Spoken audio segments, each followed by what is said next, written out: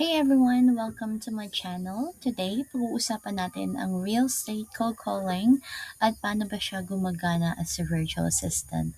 At ano yung mga basics na kailangan yung maintindihan bago kayo sumabak sa ganitong trabaho.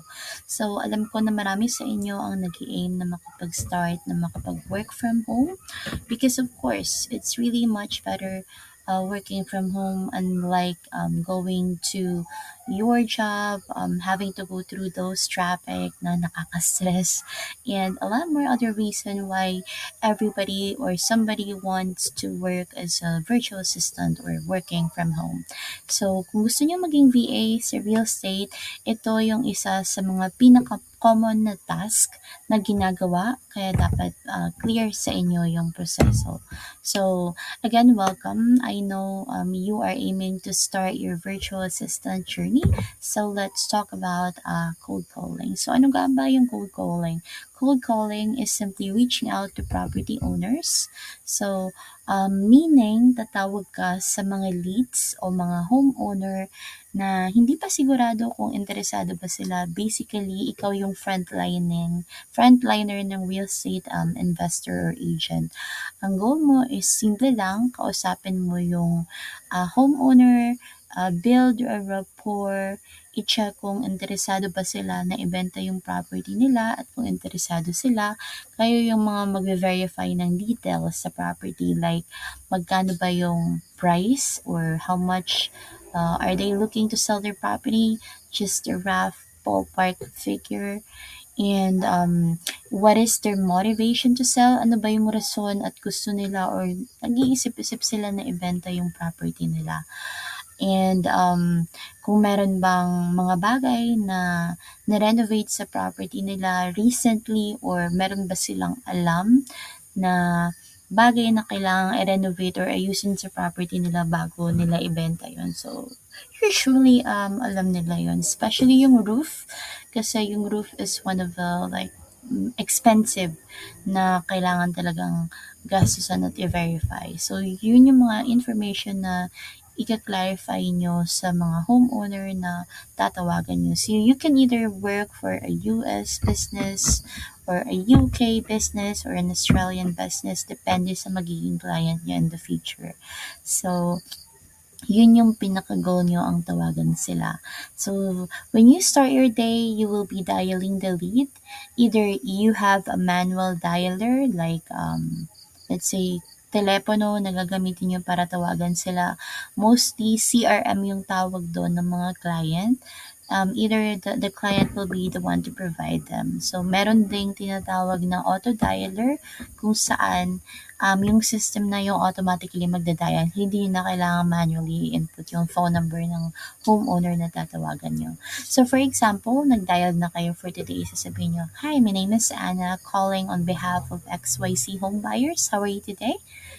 Hi, yeah, we happen to buy property in the area and would like to know if you are looking to sell your property or if you would consider receiving an offer for it or hearing an offer for it," and then so on and so forth. So, mas importante na mag-build kayo ng rapport kasi may mga homeowner na nakaka-receive sila ng at least 10 calls per day and they're really, really frustrated. So, it's really important to be empathetic, acknowledge their emotion, and ask question, of course. So, kung sabihin nila na hindi sila interesado with the property, you don't need to force them because yung pagko-cold calling, hindi siya yung tipo ng work na very, very salesy. Although um, tumatawag ka sa leads, hindi siya yung tipo ng cold calling or outbound calling as they say it, na kung saan pipilitin mo silang ibenta or magbenta or bumili. Ito is very, very straightforward. If hindi sila interesado right now, probably they might be interested in the future. So you just need to ask that to verify some information, but really don't force them. Okay? So hindi to sapilitan. So by the way, as a cold caller, napaka-importante ng trabaho nyo kay client. Dahil kayo yung bridge, kayo yung tulay. You are connecting your client and the homeowner. So after mong ma-verify yung mga information ni homeowner, ibibigay mo, of course, after mo mag-note sa CRM, we will discuss that on the later part.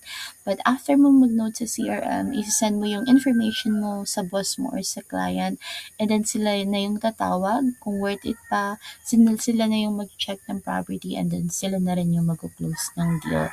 So, but your job is like acting as a front desk officer. You are the frontliner of the business. You are very, very important because you are reaching out to the homeowner. Sometimes your client would even ask you to send an email or send a text or made an offer. It really depends. Merong mga lead or merong mga homeowner na nakausap nyo na, touch base, and then pag binigay mo yung information kay client, they will ask you to ask the homeowner kung okay ba sa kanila yung gantong pricing. Let's say the homeowner said they wanted to sell their property for $400. Would they take an offer for like $350 for the property? All for cash and as is. Ibig sabihin ng as is bibilhin ng boss mo yung property na wala nang kailangan gastusin pa yung homeowner. So, ganon. Okay? So, also when you cold call, think na hindi mo sila iniistorbo. Think na you are offering them an opportunity. So, always put this on your mind. I'm not bothering them. I'm offering them an opportunity. Okay?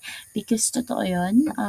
Normally, yung mga boss na mapagtatrabuhan nyo, like independent investor or an agent or real estate agent, normally, pag binibili nila yung property all for cash, hindi na kailangang i-list ni homeowner online.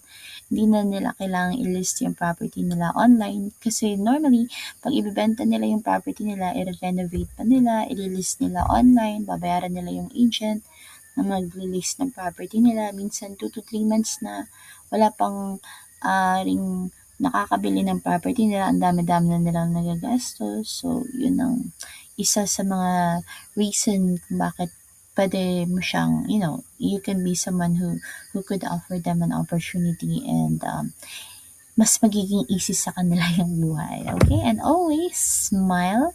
When you start your call, do not forget to smile. It is very, very important na ngumiti kayo palagi. Because smiling when you talk, even they cannot see you, they can hear your tone of voice. So if you smile, you sound approachable and it builds instant rapport to the people na makakausap nyo. So, here's your homework. Practice introducing yourself with a smile. Record yourself and then listen back and notice how different you sounded. So, inilagay ko sa description ng video na to yung isa sa mga cold calling script na pwede ninyong pag-aralan. Intindihin, sinama ko na lang yung isang sample ng rebuttal na pwede nyong i-check by yourself. So stick with me because I'll show you the exact script structure that turns stranger into motivated seller. So don't forget to subscribe so you don't miss it. Okay, thank you so much and thank you for watching. If you've enjoyed the content and want to stay updated with our latest video, be sure to subscribe to our channel and don't forget to hit the bell icon to receive notifications so you never miss an update. Your support means a lot to us, and we can't wait to share more exciting content with you.